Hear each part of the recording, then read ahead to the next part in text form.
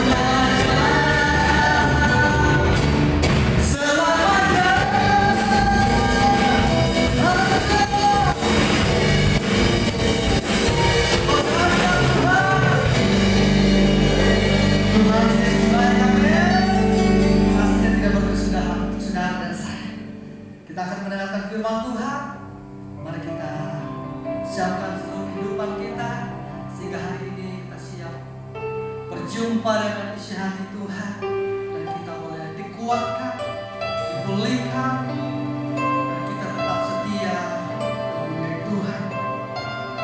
Kita bersatu dalam doa. Bapa yang baik, kami mengucap syukur untuk anugerah, untuk karya keselamatan yang Engkau kerjakan bagi kami. Engkau rela mati dalam keadaan begitu hina dan terkutuk karena dosa kami, tetapi Engkau bangkit mengalahkan maut, sehingga kami mempunyai alasan untuk hidup, sehingga kami mempunyai alasan untuk menang di dalam kehidupan kami. Bapa, di hidup kami Tuhan, kami siap mengalahkan firman-Mu Tuhan Yesus. Mari bersama-sama kita katakan, hanya Engkau Tuhan di hidup kami. Haleluya.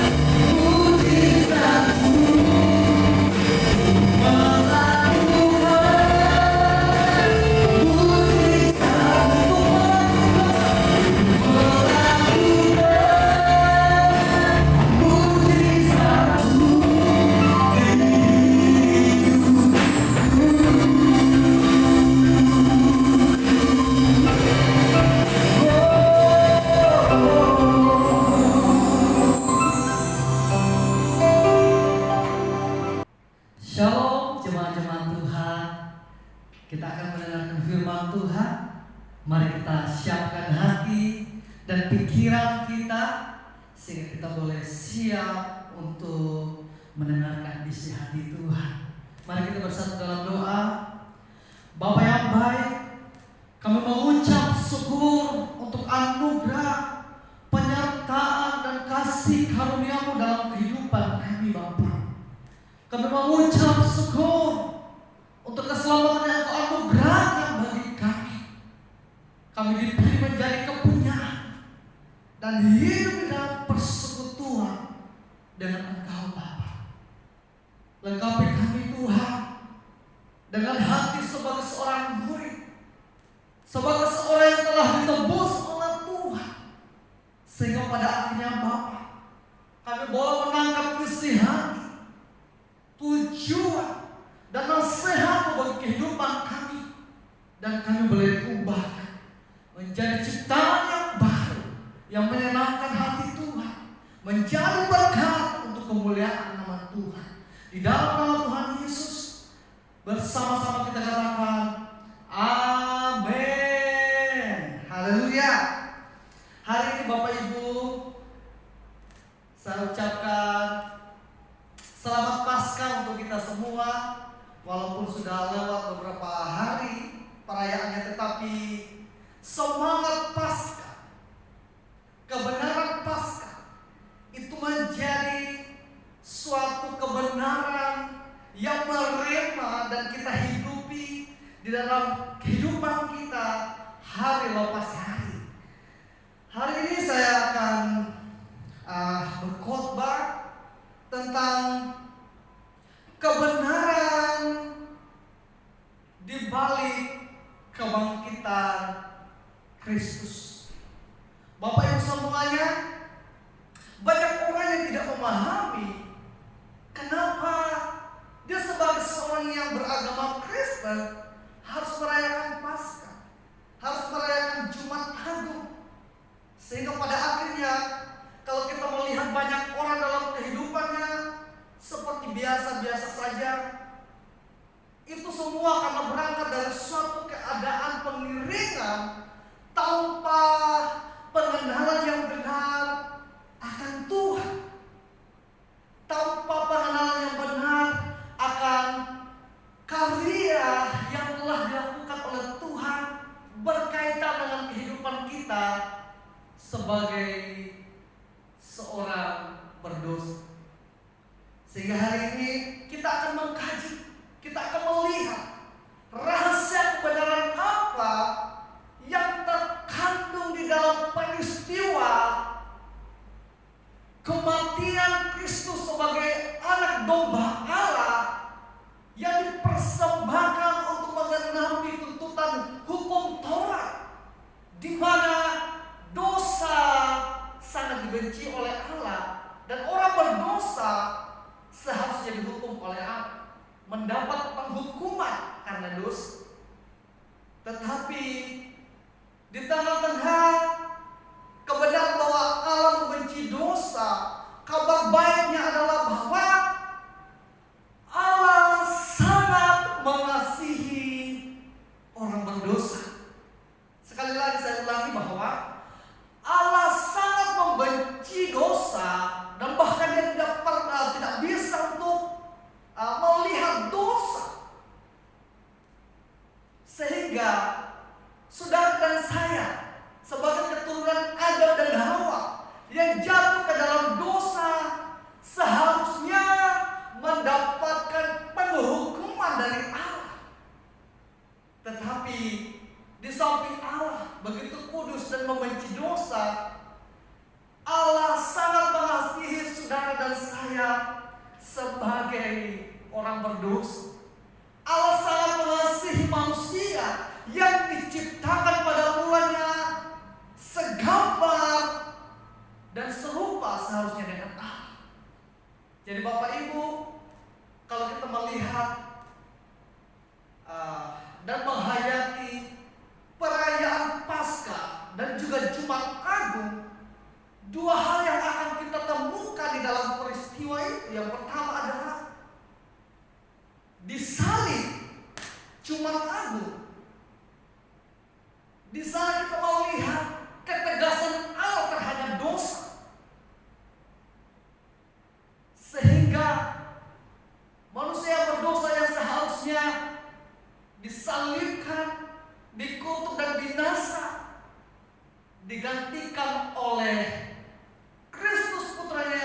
Tunggal, supaya pada akhirnya di samping keadilannya sebagai Allah yang kudus, hakikatnya sebagai kasih pun tergenapi di mana manusia terselamatkan. Sehingga salib adalah pertemuan keadilan dan kasih Allah. Keadilannya adalah bahwa dosa harus dihukum, tetapi kasih melalui pengorbanan Putra yang tunggal tergenapi, sehingga saudara dan saya tidak binasa, tetapi diselamatkan, dan kemudian kita diangkat menjadi anak-anak Allah. Hari ini kita akan melihat dan mengkaji apa rahasia yang terkandung dalam peristiwa Jumat Agung dan Paskah yang kita rayakan. Kita lihat teks pembacaan kita adalah 1 Korintus 15 ayat 14 sampai 22. Saya ulangi, 1 Korintus 15 ayat 14 sampai 22. 1 Korintus 15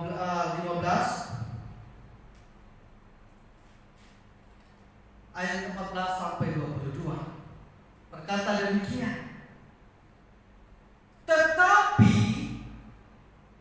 andai kata Kristus tidak dibangkitkan, maka sia-sialah pemberitaan kami dan sia-sialah juga kepercayaan kamu.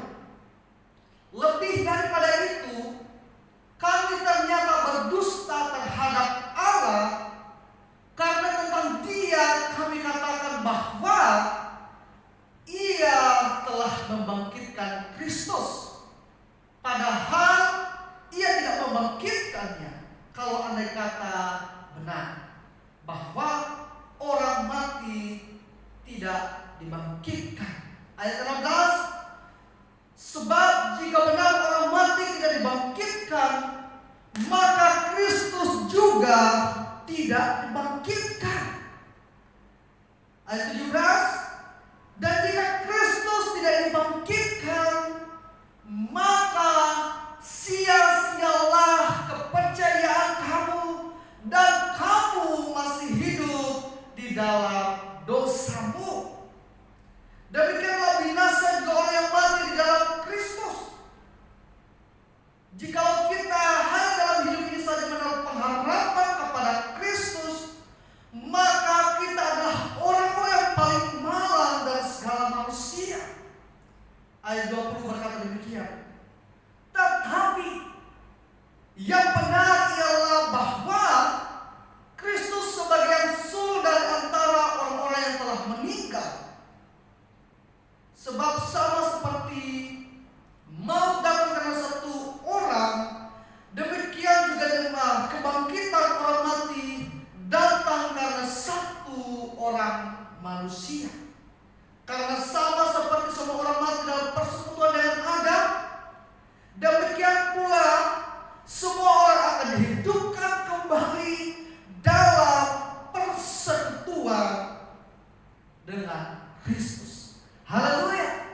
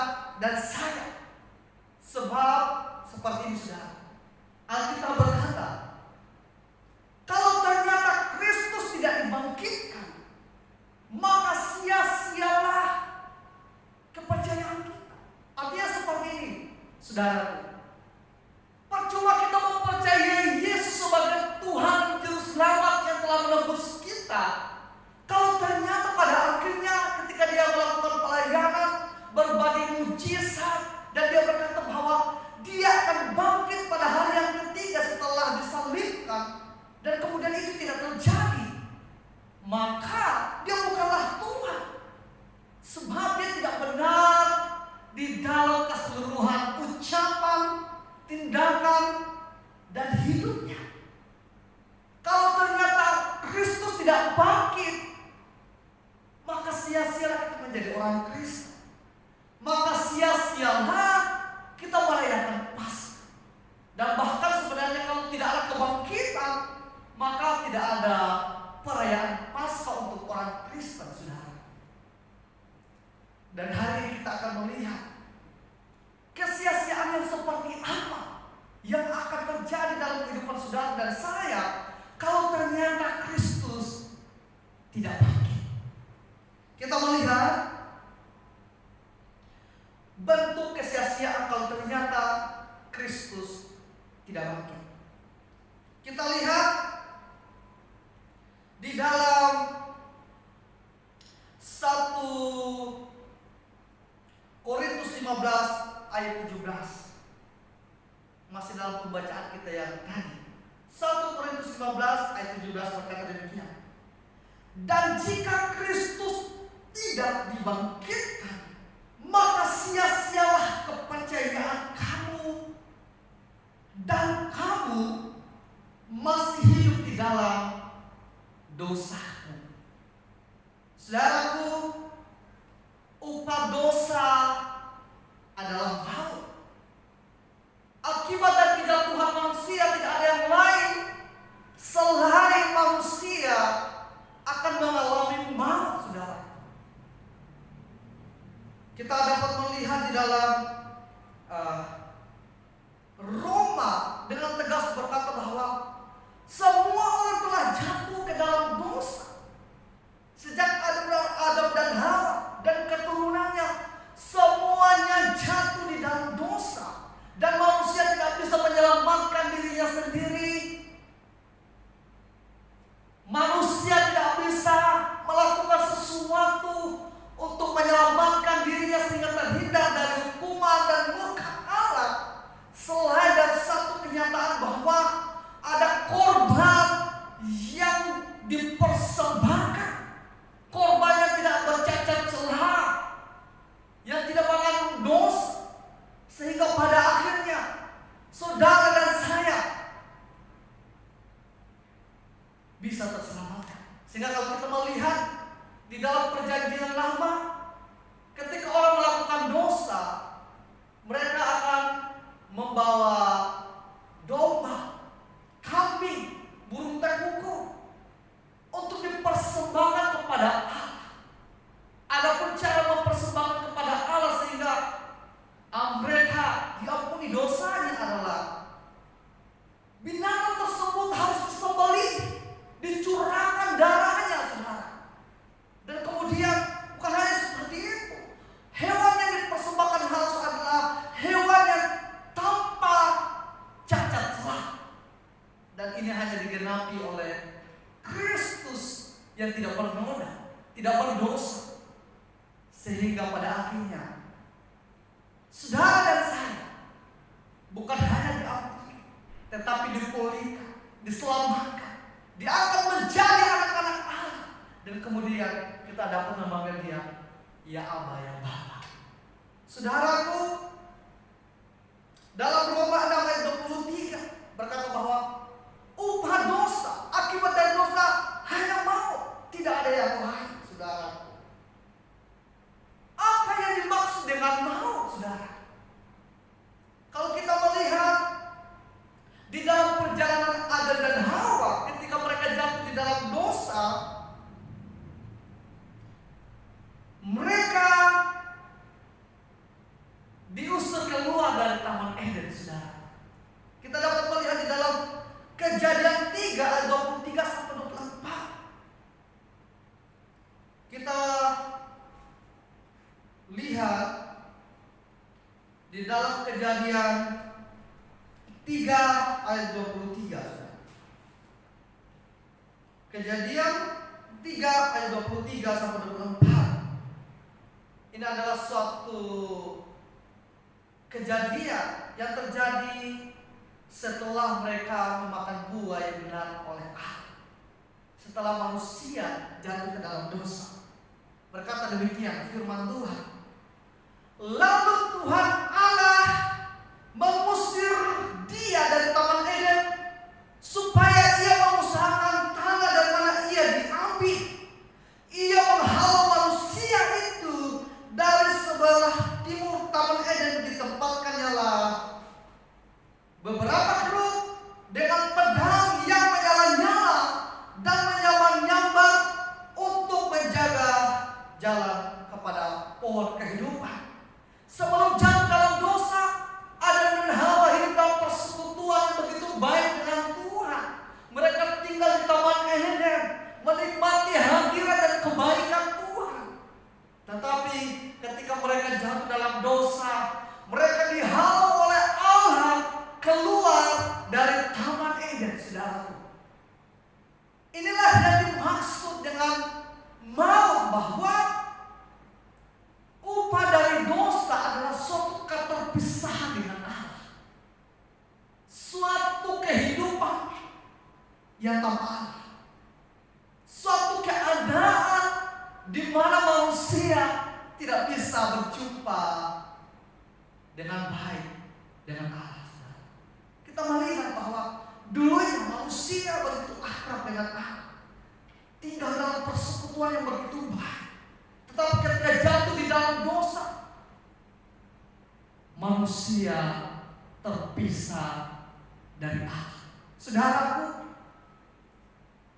kalau hari-hari ini kita sebagai orang Kristen yang telah ditebus oleh Allah, tetapi di dalam kehidupan kita tidak mendekat kepada Allah, kita tidak membangun hubungan dengan Tuhan, kita sedang menghidupi kehidupan Adam dan Hawa yang dihalau oleh Allah dari Taman Eden, hidup jauh dari hadirat Tuhan, kehilangan persekutuan yang baik dengan Tuhan, dan celakanya adalah mereka kehilangan damai sejahtera, hidup dalam suatu ketakutan sebab mereka kehilangan jaminan kehidupan mereka, sehingga ketika mereka jatuh dalam dosa, mereka bersembunyi daripada Allah. Tetapi kabar baiknya adalah Allah mencari manusia bukan hanya di Taman Eden, tetapi juga dalam kehidupan kita. Melalui Yesus Kristus Dia mencari saudara dan saya yang jatuh di dalam dosa, yang seharusnya dikutuk, menerima penghukuman Allah. Saudaraku, Paskah adalah peristiwa yang luar biasa. Paskah adalah suatu perayaan kemenangan penebusan yang dilakukan oleh Yesus untuk saudara dan saya. Kemudian kesia-siaan yang pertama adalah kita terpisah dari Allah. Dan kemudian kita melihat bentuk kesia-siaan yang berikutnya adalah bahwa kita lihat di dalam Wahyu 20 ayat 14 sampai 15. Kita melihat Wahyu 20 ayat 14 sampai 15. Berkata demikian. Lalu maut dan kerajaan maut itu dilemparkanlah ke dalam lautan api. Dan setiap orang yang tidak ditemukan namanya tertulis di dalam kitab kehidupan itu, ia dilemparkan ke dalam lautan api. Saudaraku, inilah bentuk kesia-siaan dalam kehidupan manusia kalau tidak ditebus oleh Allah melalui pengorbanan Yesus Kristus di atas kayu salib. Inilah bentuk kesia-siaan kehidupan manusia kalau ternyata Yesus tidak bangkit pada hari yang ketiga, saudaraku. Di mana dalam Wahyu 20 ayat 14 dan 15 berkata bahwa orang-orang yang tidak tertulis di dalam kitab kehidupan Allah akan dilemparkan ke dalam lautan api, saudaraku. Ini adalah suatu keadaan yang begitu menyakitkan. Ini adalah suatu keadaan yang begitu tragis untuk kehidupan kita. Saudaraku, kalau dalam dunia ini saja, dalam waktu-waktu kehidupan kita, listrik padam. Kita yang terbiasa dengan menggunakan AC, begitu merasa sangat panas, tidak nyaman, saudaraku. Kita merasa ada yang kurang, begitu menderita, mulai berkeringat, lengket badan kita, belum lagi persoalan-persoalan yang lain. Dan kemudian kita melihat bahwa ini adalah keadaan yang akan berlangsung terus-menerus dalam kehidupan orang yang jatuh di dalam dosa sebenarnya. Bukan hanya terjadi 1 hari, 2 hari, tetapi dalam sebuah kekekalan di mana saudara dan saya hidup terpisah dari Allah. Dan bukan hanya sampai di situ. Wahyu 14 berkata bahwa lalu maut dan kerajaan maut itu dilemparkan ke dalam lautan api. Saudara, begitu mengerikan, sangat mengerikan. Sehingga kalau hari ini kita merayakan Paskah, ini adalah perayaan yang begitu luar biasa, yang seharusnya membuat kita hidup dalam suatu sukacita, dengan penuh ucapan syukur di hadapan hadirat Tuhan. Sebab melalui kematian dan kebangkitan Kristus ada harapan yang baru untuk kita memiliki kehidupan yang diperdamaikan dengan Bapa di surga, dan kita terhindar dari penghukuman yang kali ini, saudaraku. Ini adalah bentuk kesia-siaan yang kedua, saudara. Kita lihat kesia-siaan yang berikut. Yang ketiga adalah dalam Matius 13 ayat 42 berkata bahwa di sana akan ada ratapan dan kertak gigi, saudara. Ini adalah suatu penderitaan yang tidak terkatakan, suatu keadaan yang begitu menyakitkan, saudaraku. Sehingga kalau kita melihat rahasia di balik kematian dan kebangkitan Kristus yang kita rayakan beberapa hari yang lalu, kita dapat melihat betapa beruntungnya saudara dan saya, betapa berbahagianya saudara dan saya menemukan keselamatan di dalam Yesus Kristus yang telah bangkit untuk saudara dan saya. Yang berikut, bentuk kesia-siaan yang keempat adalah kita lihat di dalam Lukas 16 ayat 23 sampai 25. Ini adalah suatu peristiwa di mana ada seorang yang sangat miskin, yaitu Lazarus, dan ada seorang yang sangat kaya. Ketika kedua orang ini meninggal, Lazarus yang miskin ada dalam pangkuan Abraham, dalam terjemahan yang lain dalam pelukan Abraham, dan orang kaya ini ada dalam keadaan yang begitu menyakitkan, saudara. Dia ada dalam keadaan yang begitu mengerikan di dalam alam maut, dikatakan oleh Alkitab, saudara. Dan kemudian dia berkata seperti ini, ketika dia melihat Lazarus yang miskin itu ada dalam pangkuan Abraham, dia berkata bahwa Bapak Abraham, suruhlah Lazarus untuk membawakan air, walaupun itu hanya dalam jari yang dicelupkan ke dalam air. Saudaraku,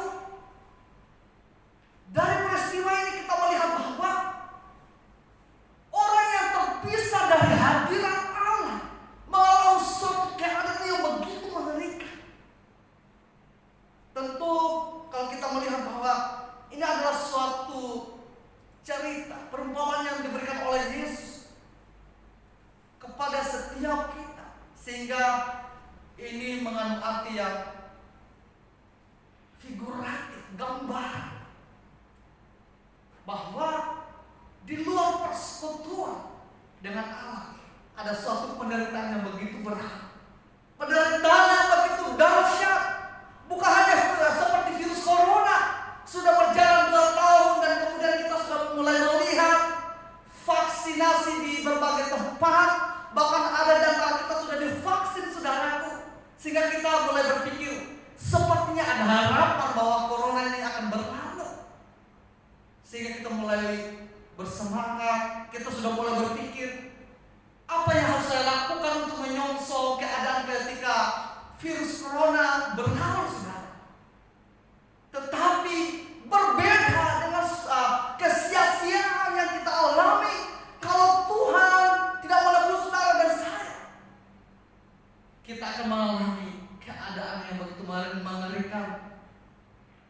hanya 1 tahun, 2 tahun seperti virus corona, tetapi selama-lamanya saudaraku. Bukan hanya 1 jam, 2 jam, tetapi selama-lamanya saudaraku. Kita dapat melihat bahwa kalau dalam keadaan yang senang, 1 jam itu rasanya begitu cepat, saudara. 1 hari itu terasa begitu cepat. 1 tahun itu terasa begitu cepat. Tetapi dalam keadaan seperti ini, virus corona baru 2 tahun, saudaraku. Kita merasa bahwa sudah sangat lama. Di tengah-tengah pendatangan, detik ke menit itu menjadi sangat lambat, saudara. Terasa begitu lama. Dan itulah keadaan dari bentuk kesia-siaan kalau ternyata Yesus turun ke dunia. Dia mati di atas kayu salib dan tidak bangkit menjadi juru selamat untuk saudara dan saya. Kita telah melihat bentuk kesia-siaan, bentuk kebenaran yang disampaikan oleh firman Tuhan untuk saudara dan saya. Kita akan berlanjut kepada bagian yang kedua, yaitu dampak dari kematian dan kebangkitan Kristus untuk saudara dan saya.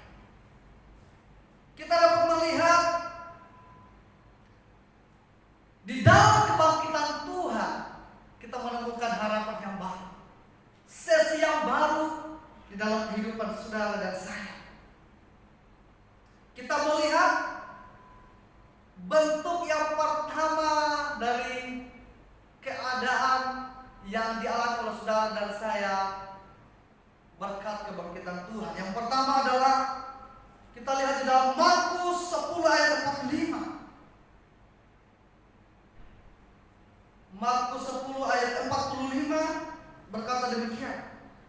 Karena Anak Manusia tidak datang bukan untuk dilayani, melainkan untuk melayani dan untuk memberikan nyawanya menjadi tebusan bagi banyak orang. Kedatangan Tuhan, kematian dan kebangkitannya melahirkan pengampunan dosa untuk saudara dan saya. Sehingga seperti yang saya katakan bahwa hanya ketika kita mengalami penebusan dan pengampunan dosa dari Allah melalui Putra yang tunggal, kita terhindar dari kesia-siaan yang saya jabarkan sebelumnya, saudara. Banyak orang dan mayoritas di negara kita bahwa perbuatan baik, amal itu bisa menyelamatkan seseorang. Tetapi kalau kita mau jujur bahwa semakin kita berjuang menjadi orang baik, kita akan semakin menemukan ketidakjujuran kita, ketidakikhlasan kita, ketidaksungguh-sungguhan kita. Keadaannya harus diperbaiki terus-menerus. Sehingga kalau hari ini ada orang yang masih percaya dengan dalil atau pengajaran bahwa perbuatan baik bisa menyelamatkan, sejujurnya kemungkinan besar orang itu belum pernah berjuang untuk menjadi seorang yang baik. Sebab kalau kita melihat bahwa Alkitab berkata dengan jelas, perbuatan manusia itu seperti kain lara, saudara. Kain kotor, artinya bahwa ketika Adam dan Hawa jatuh dalam dosa, kecenderungan manusia adalah berbuat dosa. Sehingga apapun yang kita lakukan tidak pernah menyelamatkan saudara dan saya. Tetapi di dalam Yesus Kristus, Anak domba Allah yang datang untuk menebus umat manusia, itu tergenapi. Sebab dia adalah pribadi yang kudus, yang tidak berdosa, tetapi dia menjadikan dirinya berdosa hanya untuk saudara dan saya. Saudaraku, ini adalah bentuk yang pertama bahwa saudara dan saya mendapat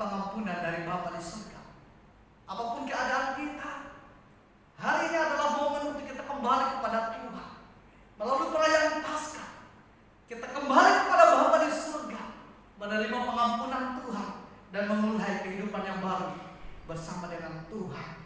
Yang kedua adalah kita dibenarkan oleh pengampunan dan penebusan yang dilakukan oleh Yesus Kristus di atas kayu salib. Kita dapat lihat di dalam Roma 5 ayat 9, saudara.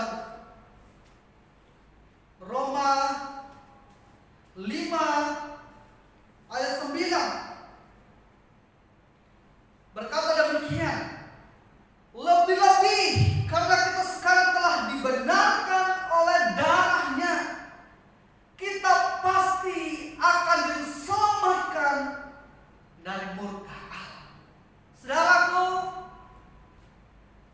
Yesus Kristus telah menebus saudara dan saya. Kita dibenarkan oleh pengampunan dosa. Tetapi di dalam kehidupan kita harus menghidupi pembenaran yang telah dilakukan oleh Yesus. Sehingga kalau kita melihat bahwa dampak kedua, akibat kedua dari keselamatan yang kita rayakan adalah bukan hanya pengampunan dosa, tetapi juga kita dibenarkan oleh Allah. Sehingga pada akhirnya saudara dan saya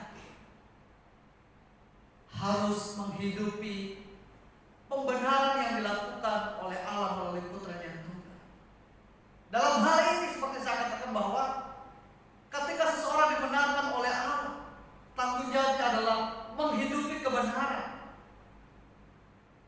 yaitu Injil yang adalah pikiran dan perasaan Kristus, bentuk dari kepenuhan Allah. Ini adalah tanggung jawab kita, saudara. Memang berbuat baik, menjalani kehidupan yang benar bukanlah usaha untuk selamat, saudara. Tetapi pasca keselamatan dan pembenaran oleh Allah seharusnya mendorong kita untuk membangun kehidupan yang benar berdasarkan firman Tuhan, saudara. Sehingga saya katakan bahwa kalau ada seseorang menjadi seorang Kristen dan tidak mempunyai dorongan dan semangat untuk membangun kehidupan yang benar berdasarkan firman Tuhan, ini adalah semata-mata dampak dari sebuah pengiringan kepada Tuhan tanpa pengenalan yang benar, tanpa pengenalan yang benar akan karya yang dilakukan oleh Tuhan, yaitu di mana kalau Tuhan tidak menebus kita akan mengalami maut yang kekal, kebinasaan yang kekal, keadaan yang mengerikan sepanjang masa, saudara. Apalagi yang membuat kita begitu bahagia selain dari suatu kenyataan bahwa saudara dan saya begitu dikasihi oleh Tuhan, begitu dicintai oleh Tuhan, sehingga alasan kita untuk mencintai Tuhan karena Tuhan lebih dahulu mencintai saudara dan saya. Alasan kita untuk mengasihi Tuhan sebab Tuhan lebih dahulu mengasihi saudara dan saya. Alasan kita untuk memilih mempersembahkan hidup kepada Tuhan adalah Tuhan lebih dahulu mempersembahkan hidupnya untuk saudara dan saya, sehingga kita didamaikan Allah dengan Bapa di surga dan mendapat kesempatan yang baru untuk hidup di dalam anugerah Tuhan. Terus kemudian yang selanjutnya adalah dalam Roma 5 ayat 10 berkata bahwa saudara dan saya diperdamaikan dengan Bapa, saudara. Seperti yang saya katakan bahwa salib adalah pertemuan keadilan dan kasih Allah. Tanpa pengorbanan Yesus, ini tidak akan pernah terjadi, di mana Allah begitu membenci dosa, saudara, sehingga harus dihukum. Tetapi di dalam pengorbanan Yesus, kasih Allah dicurahkan untuk saudara dan saya, dan tuntutan hukum Taurat bahwa dosa harus dihukum itu pun terlaksana. Sehingga pada akhirnya manusia, saudara dan saya yang jatuh dalam dosa, yang berseteru dengan Allah, diperdamaikan oleh Yesus Kristus. Banyak kita hari ini melihat apakah Allah itu begitu baik sehingga dia dapat menerima kita yang begitu berdosa. Jawabannya, ya memang dia sangat baik dan sangat baik. Sehingga di dalam semuanya saudara dan saya melakukan dosa, tetapi Allah yang mengorbankan anak yang tunggal supaya pada akhirnya kita dapat melihat betapa Allah menginginkan saudara dan saya. Sehingga hari ini mari kita membangun hubungan yang baik dengan Allah. Mungkin banyak dalam bagian Alkitab, bahkan Yesus sendiri memanggil Allah Bapa sebagai Bapa, memanggil Allah sebagai Bapa. Ini adalah suatu kedekatan yang begitu luar biasa. Tetapi pada kenyataannya banyak kita memiliki figur Bapa yang tidak baik, yang jahat, yang kejam, yang tidak tahu memberikan teladan dalam kehidupan kita, sering memberikan hukuman yang tidak pantas dan wajar terhadap kita. Banyak Bapa yang tidak bertanggung jawab, sehingga kadang kita melihat apakah Bapa di surga seperti itu? Jawabannya adalah tidak. Dia sangat mengasihi saudara dan saya. Dia sangat mencintai saudara dan saya. Terus kemudian selanjutnya adalah masih dalam Roma 5 ayat 2 dikatakan bahwa selain perdamaikan, selanjutnya adalah kita hidup di dalam persekutuan, dalam damai sejahtera dengan Allah. Bukan hanya diperdamaikan, tetapi kita hidup dalam persekutuan yang terus menerus dengan Allah. Apakah hari-hari ini kita merayakan Paskah dan juga membangun hubungan yang baik dengan Tuhan? Apakah hari-hari ini kita merayakan Paskah dan kemudian hidup dalam persekutuan yang baik dengan Tuhan setiap hari? Atau hanya ketika Paskah di gereja atau setiap hari perayaan Paskah kita begitu bersukacita, tetapi tidak menghidupi semangat Paskah dan kebenaran Paskah setiap hari. Padahal yang dimaksud oleh Tuhan melalui perayaan Paskah adalah supaya setiap hari kita sadar bahwa seharusnya kita hidup dalam persekutuan yang baik dengan Bapa di surga, saudaraku. Terus selanjutnya adalah dalam 2 Korintus 5 ayat 17 berkata bahwa kita menjadi ciptaan yang baru, saudara. Ini adalah perkara yang harus dialami oleh setiap orang yang merayakan Paskah, yang merayakan kebangkitan Tuhan, yaitu di mana seperti Adam dan Hawa, mereka menghidupi apa yang mereka mau, apa yang mereka inginkan. Di dalam Kristus adalah panggilan untuk kembali kepada hidup di dalam pemerintahan Tuhan. Sehingga di dalam hal ini ciptaan baru ini adalah suatu perubahan hidup, perubahan tujuan hidup, perubahan karakter kita, saudaraku. Khotbah ini bukan hanya, waduh, Matius sedang mengkhotbahkan kita nih, bukan Bapak Ibu. Tapi ini adalah perjuangan kita bersama. Dan bahkan ini adalah suatu kebenaran yang bukan hanya tentang saudara. Saya pun orang berdosa yang ditegur oleh kebenaran ini bahwa saudara dan saya harus memastikan bahwa ketika kita merayakan Paskah itu harus dibarengi dengan suatu keadaan di mana kita mengikuti Tuhan, menyangkal diri dan memikul salib setiap hari. Saudaraku, inilah yang dimaksud dengan ciptaan baru, yaitu menjadikan Allah pusat dalam kehidupan kita. Bukan seperti Adam dan Hawa. Mereka mau menjadi Allah, menempatkan diri mereka sebagai pusat ukuran kebenaran baik dan jahat. Tetapi saudara dan saya, sebagai orang yang ditebus oleh Tuhan, ciptaan baru, yaitu mengalami suatu perubahan kehidupan, di mana Allah menjadi pusat dari kehidupan kita. Allah menjadi satu-satunya Tuhan yang untuk Biarlah firman Tuhan hari ini menjadikan kita orang-orang yang sadar dan memahami betapa tragisnya kehidupan saudara dan saya kalau Tuhan tidak mengorbankan dirinya sebagai anak domba Allah yang menggenapi tuntutan keadilan Allah bahwa dosa harus dihukum. Tetapi kabar baiknya adalah Allah begitu mengasihi orang berdosa, yaitu saudara dan saya. Dan akibat dari pengorbanan Yesus dan kebangkitannya, kita harus menghidupi beberapa kebenaran yang saya sampaikan, bahwa saudara dan saya adalah orang-orang yang telah diampuni dosanya, dibenarkan oleh Bapa di surga, bukan berdasarkan perbuatan kita, tetapi karena kemurahan dan kasih setianya untuk saudara dan saya. Terus kemudian kita diperdamaikan dengan Allah. Jangan takut apapun dosa saudara dan saya. Hari ini adalah kesempatan kita kembali kepada Bapa di surga.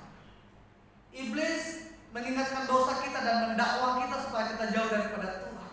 Tetapi melalui Roh Kudus Allah mengingatkan dosa kita supaya kita kembali kepada Tuhan, mengalami pengampunan, pembenaran, dan hidup dalam persekutuan yang penuh dengan damai sejahtera.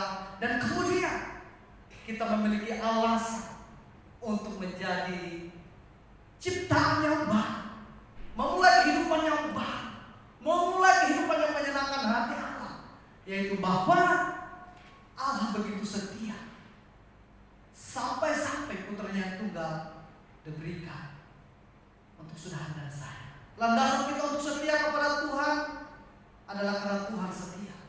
Landasan kita untuk mengasihi Tuhan karena Tuhan terlebih dahulu mengasihi kita. Dan yang itu adalah perkara yang kita rayakan dalam perayaan Paskah hari-hari ini. Mari kita bersatu dalam doa. Bapa yang baik, kami mengucap syukur untuk cinta kasih-Mu. Kami mengucap syukur untuk kebenaran yang Engkau singkapkan bagi kami, bahwa tanpa pengorbanan dan kebangkitan Tuhan, kami akan mengalami keterpisahan dari Bapa di surga. Kami akan hidup dalam penderitaan yang kekal, dalam lautan api yang tidak pernah berhenti dan mempunyai ujung waktunya dalam hidup kami dalam kekekalan. Tetapi Tuhan, dalam anugerah-Mu, Engkau telah menebus kami.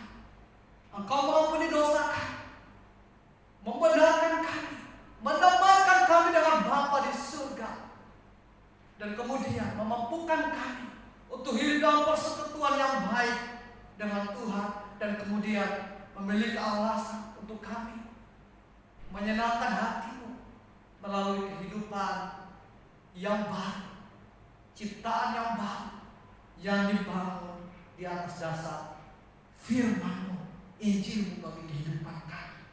Bapa, Kau berkati jemaat-Mu, berikan kami hati yang baru, pengertian yang lebih lagi akan Engkau, sehingga kami boleh tetap kuat, sehingga kami tetap tegar menjalani hari-hari kami, merayakan Paskah, dan kemudian menghidupi semangat Paskah hari lepas hari dalam kehidupan kami.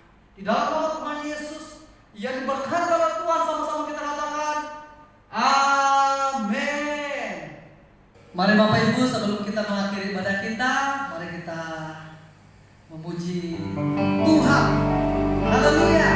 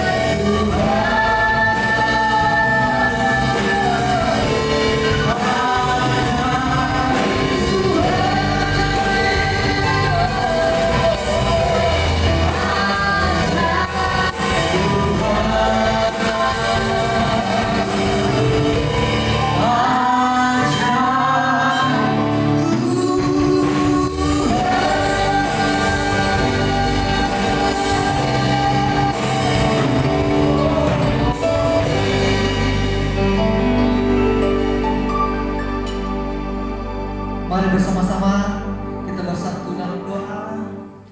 Bapa yang baik, kami mau mengucap syukur Tuhan untuk anugerah kebaikan Tuhan. Ibadah telah selesai, tapi kami percaya penyertaan Tuhan sempurna atas kehidupan kami. Kasih karunia dan kuasa kebangkitan Tuhan bekerja sempurna atas kehidupan kami. Bapa di surga, Engkau berkati jemaat yang ada di rumah, dimanapun mereka berada Tuhan. Engkau datangi, Engkau jumpai mereka pribadi lepas pribadi. Mereka yang dalam keadaan sakit Engkau sembuhkan.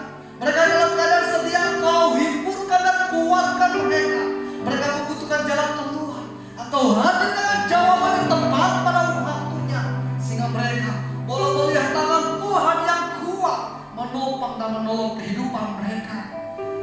Kasih karunia dari Bapa di surga tercurah melalui Putra yang tunggal yang telah mati dan bangkit untuk saudara dan saya, yang dikerjakan oleh Roh Kudus sampai hari ini dan sampai selama-lamanya, yang dikasihi oleh Tuhan.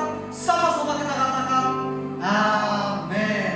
Bapak Ibu, ibadah telah selesai, tetapi biarlah ibadah kita bukan hanya hari Minggu saja, tetapi setiap hari, dan semangat Paskah terpatri dengan baik dalam hati dan seluruh hari kita, sehingga dengan iman yang kuat kita tetap setia dalam diri Tuhan. Shalom, Tuhan Yesus memberkati.